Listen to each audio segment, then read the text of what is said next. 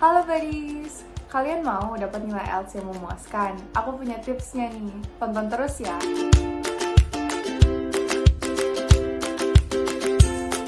Gimana kabarnya nih? Semoga tetap sehat dan selalu taat prokes ya. Kembali lagi di acara kesayangan kita, Masif, bersama aku yang akan menemani episode kita kali ini. Before we jump into the topic, kenalin, nama aku Yunis, aku mahasiswa semester 4 di University of Nottingham, Ningpo, China, majoring in International Business with Communication Studies.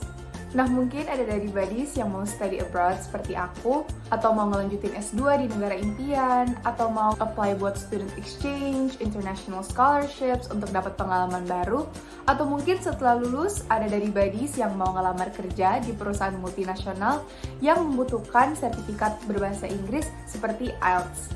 Gak perlu galau, gak perlu gelisah karena semua pasti bisa. Sebelum kita masuk ke tipsnya, aku mau kasih penjelasan singkat kepada buddies yang mungkin belum tahu IELTS itu gimana. Jadi, penilaian dalam IELTS itu dibagi menjadi 4 bagian. Yang pertama adalah listening test. Dalam listening test ini, buddies akan disuruh untuk mendengarkan rekaman percakapan dalam bahasa Inggris, lalu diminta untuk menjawab soal-soal berdasarkan rekaman tersebut. Yang kedua itu ada reading test. Reading test ini sebenarnya cukup mirip dengan ujian bahasa Inggris di sekolah, tapi bedanya soalnya akan lebih rumit dan teks bacaannya juga lumayan panjang. Nah, yang ketiga itu ada writing test. Jadi dalam writing test ini, buddies akan diberikan beberapa soal dari penguji dan akan diminta untuk menjawab dalam bentuk tertulis. Basically, kita akan disuruh untuk membuat esai secara singkat untuk mengukur kemampuan writing kita dalam bahasa Inggris. Dan yang terakhir itu ada speaking test. Jadi speaking test ini bentuknya seperti wawancara, jadi kita akan berbicara secara langsung dengan penguji dan akan diminta untuk menjawab beberapa pertanyaan mengenai suatu topik atau mungkin akan ditanya opini kita mengenai suatu topik. Nah, itu penjelasan singkat dari aku mengenai IELTS. Let's jump into the tips. Nah, yang pertama ada listening test. Susahnya dari listening section ini adalah kita akan diminta untuk menjawab puluhan soal dalam waktu yang cukup singkat.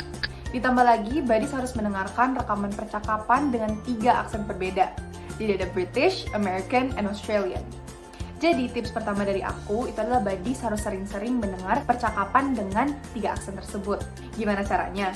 Jadi buddies bisa menonton series, film, ataupun video yang menggunakan aksen-aksen tersebut. Contohnya, kalau buddies mau memperbiasakan diri dengan mendengarkan British accent, buddies bisa menonton film Harry Potter.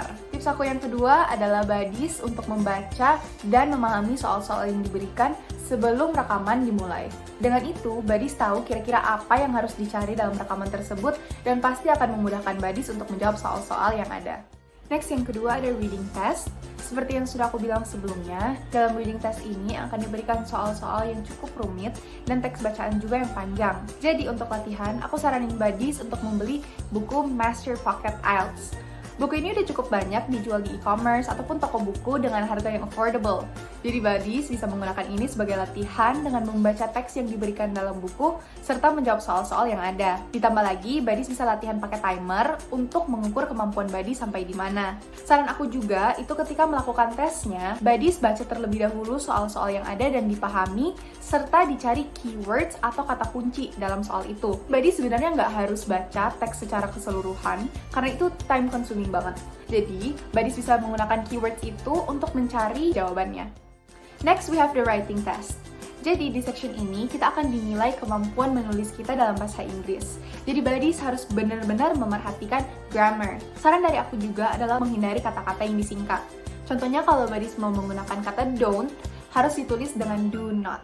Bisa juga kalau buddies mau menambah nilai, buddies bisa menunjukkan penggunaan kosakata yang lebih luas. Contohnya, instead of saying I have a very big house, buddies bisa bilang I have a massive house. Atau kalau misalnya buddies mau bilang I have a very important decision to make, you can say I have a crucial decision to make. Okay, so for the last one, we have the speaking test. Mungkin banyak dari buddies yang gugup untuk mengikuti sesi ini karena kita harus berbicara secara langsung dengan pengujinya. But don't worry, I can help you with that. Tips pertama dari aku adalah untuk melancarkan cara berbicara dalam bahasa Inggris. Caranya bisa dengan membaca buku bahasa Inggris sambil bersuara.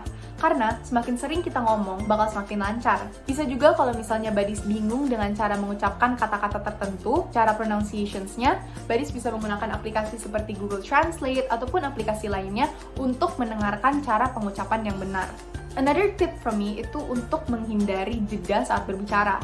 Contohnya, ataupun diam. Buddies bisa latihan dengan cara ngomong dengan diri sendiri di depan kaca, dengan mengangkat suatu topik, ataupun argue with yourself.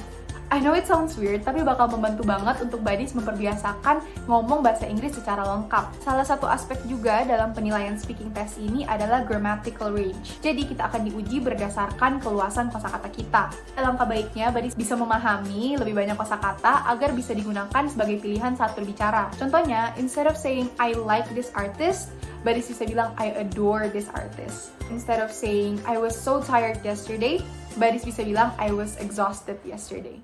Nah itu dia tips dari aku untuk buddies yang mau mengikuti tes IELTS nanti. I hope that this has been helpful and that everyone can get a satisfying score later. Thank you buddies sudah menonton Masif. Sampai jumpa di episode berikutnya dengan berbagai tips dan tutorial menarik lainnya. Bye-bye! Good luck everyone!